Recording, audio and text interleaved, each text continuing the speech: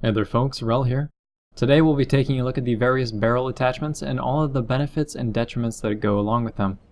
Because when we load out our weapon, we like to customize every aspect of it and make sure that every slot is filled. But there are a lot of cases in which the pros can be outweighed by the cons.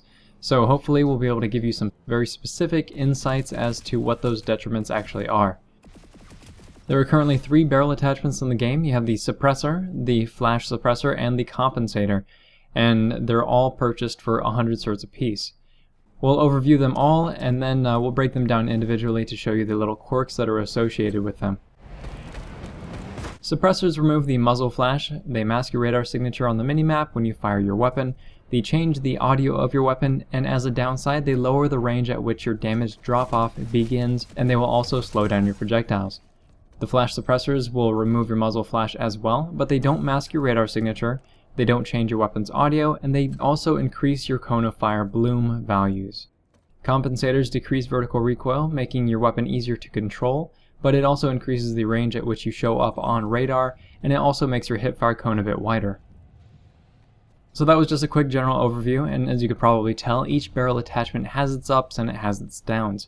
Now let's get into a little bit more detail as to how each is going to affect your performance in game, starting with the suppressor. The standard suppressor can mask your radar signature, which is the main benefit of using it, but this is really only useful for close range engagements or when you're behind enemy lines, as your radar signature will only show up for enemies within 40 meters of you without a suppressor involved.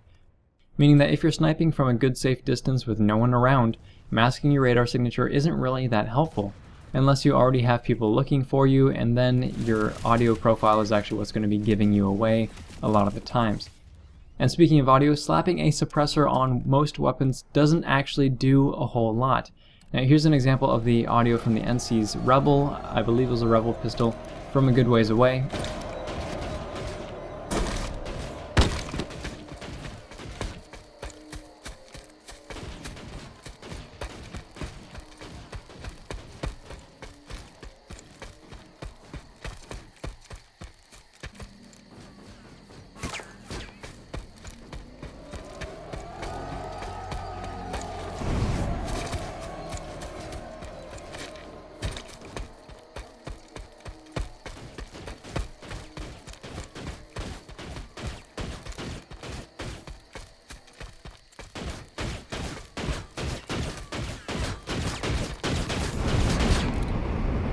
And as you can tell, the sound of the weapon does change, but even the range at which I can hear the sound does not. So anyone who is listening and actually paying attention is going to be able to pick out your general direction based on the sound alone, unless there are other things going on like explosions or a reaver flying overhead. Another downside to the suppressor is that it causes heavy bullet drop. Soft point ammo barely slows down your bullet velocity, but the suppressor is an entirely different animal. As an example, here's a side-by-side of the MSWR using a suppressor and without. It's a huge difference. And if you decide to be sniping at these sorts of ranges with a suppressor, you're going to have to compensate for not only the bullet drop, but also the slower moving projectile as a whole.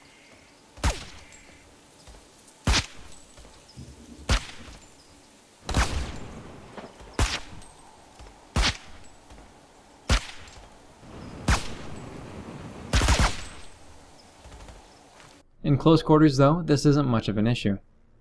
The bigger or probably biggest problem with the suppressor is the way that it hurts your damage over range.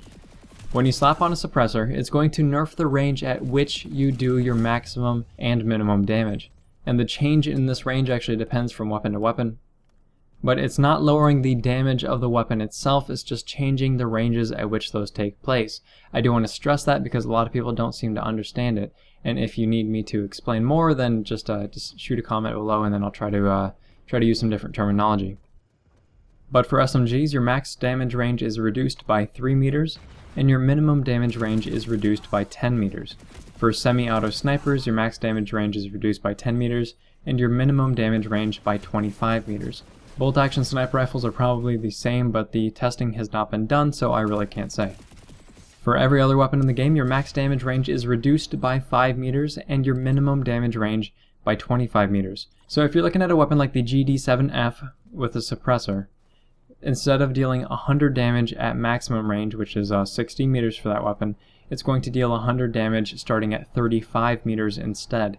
And instead the max damage of 143 damage, it's not going to happen at 10 meters anymore, it's actually going to happen at 5 meters. So these downsides can actually be countered to a certain degree by equipping something like soft point ammo or high velocity ammo. Soft point's going to bump up your minimum damage range by 5 meters, meaning that the 5 meters that you lost using a suppressor will even out, meaning you're still at the 10 meter max damage mark. And high velocity ammo extends your minimum damage range out by 10 meters, so instead of losing 25 meters of fall off, you're actually only going to lose 15. So as you can probably tell, there are some huge drawbacks using a suppressor, and as a general rule, you want to use a silencer in close range, or on a weapon that has a really good minimum damage.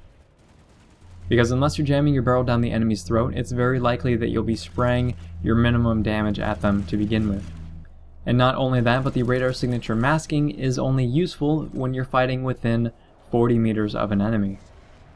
The last thing that the suppressor does that's actually a positive is that it's also going to mask your muzzle flash, which is something that the flash suppressor does as well.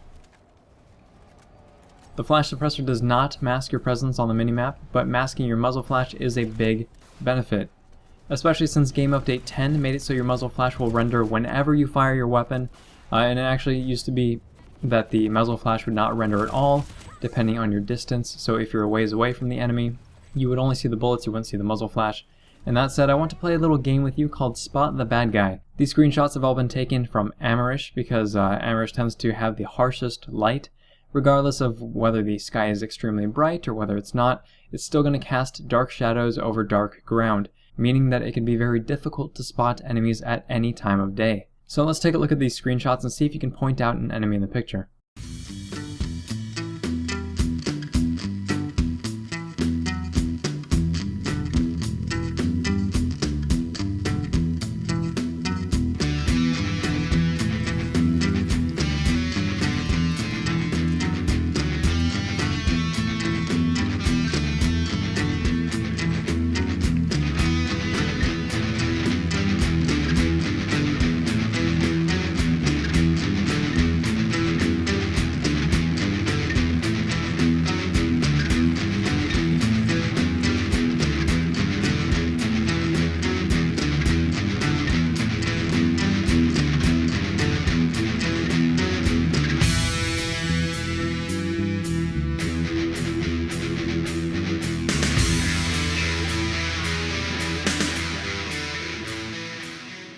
And it's pretty hard, right? But if you're moving, this is less of an issue because the eye can track movement very well. But if you play with motion blur on, this can actually be a hindrance sometimes when you're trying to find enemies, and muzzle flashes are a dead giveaway. Another thing to note is that muzzle flashes are not affected by graphical settings. So that includes shadow, motion blur, render quality, low to ultra settings. None of that really makes a difference to muzzle flashes themselves. If the day is winding down, your weapon will fire tracers, and you don't see the tracers being fired, but enemies and allies will. And tracers are essentially the beams of light that are being shot out of the weapon in low light conditions, and this makes it easier for enemies to figure out where the bullets are actually coming from. Suppressors and flash suppressors do nothing to stop this. So during the right time of day, and I'm not sure exactly when it is because even when there's sunlight out, sometimes you can still see the tracers, an enemy is still going to know where the shots came from, regardless of whether they see your muzzle flash or not. The upside is that they may not see you specifically. Another upside to both suppressors and flash suppressors is that it hides the muzzle flash from yourself as well. Certain weapons have much bigger muzzle flashes than others. For example, the Polaris has a huge muzzle flash, whereas the Orion has a much smaller one. And if you're running anything but a night vision scope, this can make enemies very difficult to track in low light settings because your muzzle flash is going to keep getting in the way while you aim down sights. Night vision scopes, in addition to doing what night vision does, also hides your muzzle flash from sight while you're aiming down sights. So if you're trying to hide your own muzzle flash while you're aiming down sights, if you're having difficulties tracking people at night, and if you don't want to run a flash suppressor, obviously you can slap on a night vision scope, and that's a good way to compensate for that. The only downside to running a flash suppressor is that your cone of fire bloom gets increased, meaning that your cone of fire is actually going to expand a bit more than it normally does. These values probably shift from weapon to weapon, but here's an example using the NS11M with and without the flash suppressor. And I'm going to pause the video when the conifier reaches its maximum.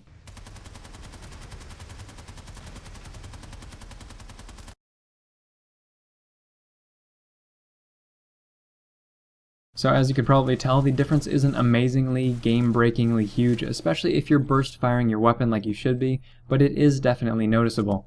And it should always be taken into consideration, especially if you're the type of player that likes to hold down the trigger.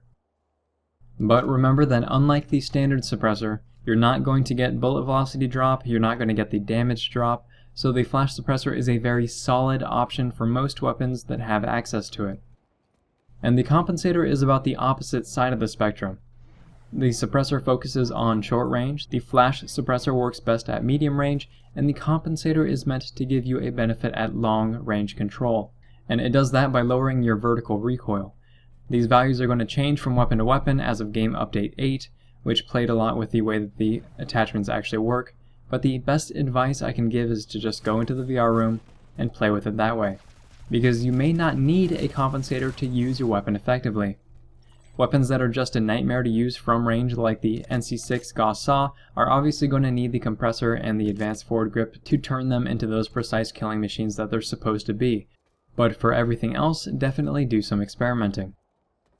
I'm emphasizing that you should be wary because there are some definite drawbacks to the compensator. The first and most important, in my opinion, is that it's going to bump up the range at which you appear to enemies on the minimap while firing. Without an attachment, remember that you have to be within 40 meters of your enemy in order to appear on their minimap, and if you're outside of that, you don't generate a red dot, simple as that. Well, the compensator actually doubles the distance at which you give off a radar signature, so 80 meters or so. And I think that's a lot more nasty than people realize. If you take a look at the footage, 80 meters is actually pretty far away, and that's like firing off a flare gun, letting everyone know exactly where you are. On top of the signature increase, the compensator also increases your hip fire cone of fire. So even without firing, your hip fire is going to be slightly less accurate than it would have been without a compensator. And this probably is not a huge concern for you though, because if you're using a compensator, you're likely trying to get more control over your weapon while fighting at long distance. And how much a compensator will actually hinder your close quarters abilities is probably going to depend from weapon to weapon, and also whether or not you decide to throw a laser sight on it. So those are the barrel attachments in a nutshell. I know I didn't go into depth with numbers because frankly I don't know them. The numbers I did end up pulling came from the weapon spreadsheet, which is linked in the description below, and I don't know who maintains it because their name isn't actually anywhere on the site from what I can tell, but they definitely do a great job and they've done some extensive testing as far as I can tell. I'd also like to thank Parapros from Matherson as well, who volunteered to help me out with some of the testing.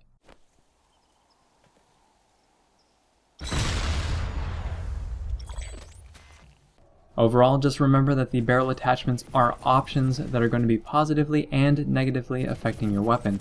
A lot of the times we just shrug off the downsides for the sake of completing the weapon, so just know that sometimes an empty barrel slot is going to be the most appropriate for your weapon and for your situation.